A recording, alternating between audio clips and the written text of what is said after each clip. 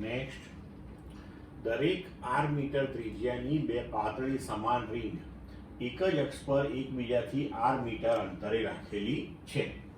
જો તેમના પરના વિદ્યુત ભાર અનુક્રમે 10 કુલમ અને 5 કુલમ હોય તો એક રિંગના કેન્દ્રથી q કુલમ વિદ્યુત ભારને બીજી રિંગના કેન્દ્ર સુધી લઈ જવામાં થતું કાર્ય કેટલું? આપણને વિકલ્પ આપ્યા છે. a 5q upon 4πε0r into √2 minus 1/2 joule. b 5q upon 4πε0r 1 minus 1/√2 joule. c 15q upon 4πε0r √2 minus 1/√2 joule. d 10q upon 4πε0r √2 minus 1/√2 joule. હવે જુઓ, આપણને જે સ્થિતિ આપી છે આ પ્રમાણે છે કે r મીટર ત્રિજ્યાની બે પાતળી સમાન રિંગ એક જ અક્ષ પર એકબીજાથી r અંતરે મૂકેલી છે. હવે આપણે શું કરવાનું છે કે એકના કેન્દ્રથી બીજાના કેન્દ્ર સુધી q કુલમ વિદ્યુત ભારને લઈ જવાનું છે. તો તે માટે થતું કાર્ય શોધવાનું છે.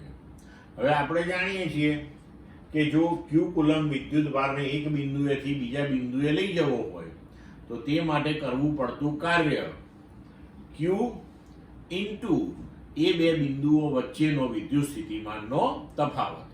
એનો મતલબ કે આપણે આ બે બિંદુઓ વચ્ચે o અને o' વચ્ચેનો વિદ્યુત સ્થિતિમાનનો તફાવત પહેલા શોધવો પડે. તો હવે પહેલા આપણે o અને o' આ બંને ઉપર કેટલું સ્થિતિમાન છે એ નક્કી કરીશું. હવે જુઓ, સૌથી પહેલા આપણે લઈએ કે આકૃતિ પરથી આપણને ખ્યાલ આવે કે જો આ અંતર r છે, આ અંતર r છે, તો આ o થી b √2r થશે. હવે જેમ o થી b √2r થાય તેવી જ રીતે a થી o' આ અંતર પણ √2r થાય. બરોબર છે? એટલે કે આપણે કહી શકીએ કે દરેક રિંગનું કેન્દ્ર બીજા રિંગના પરિઘથી √2r અંતરે આવેલું છે.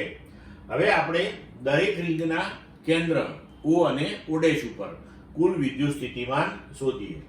તો જુઓ, આપણે પહેલા o બિંદુ પાસેનું સ્થિતિમાન લઈએ. તો રિંગ A ના કેન્દ્ર O પરનું વિદ્યુત સ્થિતિમાન કેટલું?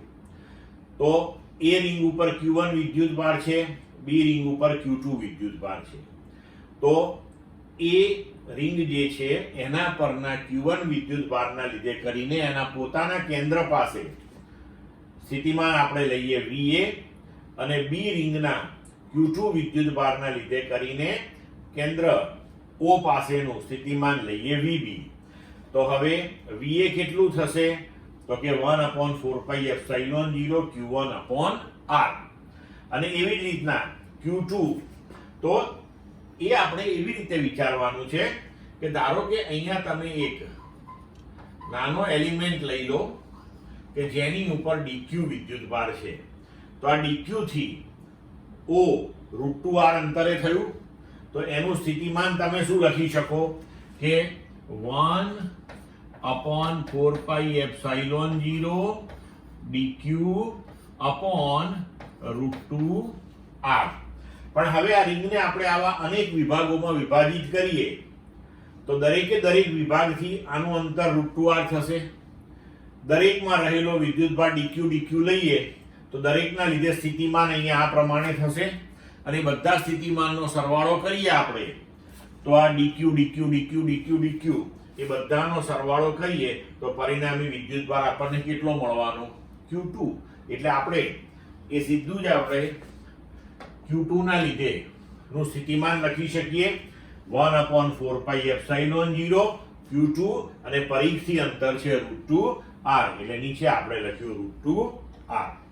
હવે એવી જ રીતે રિંગ B ના કેન્દ્ર O' પરનું વિદ્યુત સ્થિતિમાન. તો A ના લીધેનું સ્થિતિમાન અને B ના લીધેનું સ્થિતિમાન. તો A ના લીધે કેટલું સ્થિતિમાન થશે? 1/4πε0 q1/√2r. હમણાં આગળ સમજાવ્યું તે જ રીતે. અને B નું પોતાના કેન્દ્ર ઉપર, તો એની ઉપરનો વિદ્યુતભાર Q2, તો 1/4πε0 Q2/R. હવે O અને O' બંને પાસેનું સ્થિતિમાન મળી ગયું આપણને. હવે આપણે વિદ્યુત સ્થિતિમાનનો તફાવત શોધવો પડશે.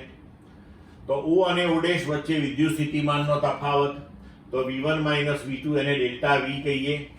તો આ V1 નું મૂલ્ય અને આ V2 નું મૂલ્ય, તો આ સાઈન થઈ ગઈ માઈનસ.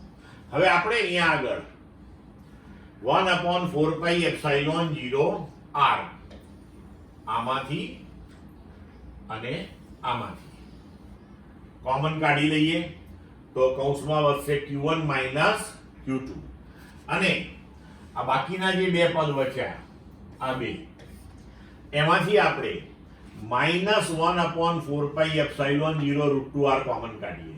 તો જો માઇનસ કોમન કાઢીએ અહીંયા, તો Q1 પહેલા આવશે અને -Q2 પછી આવશે અહીંયા. ક્લિયર?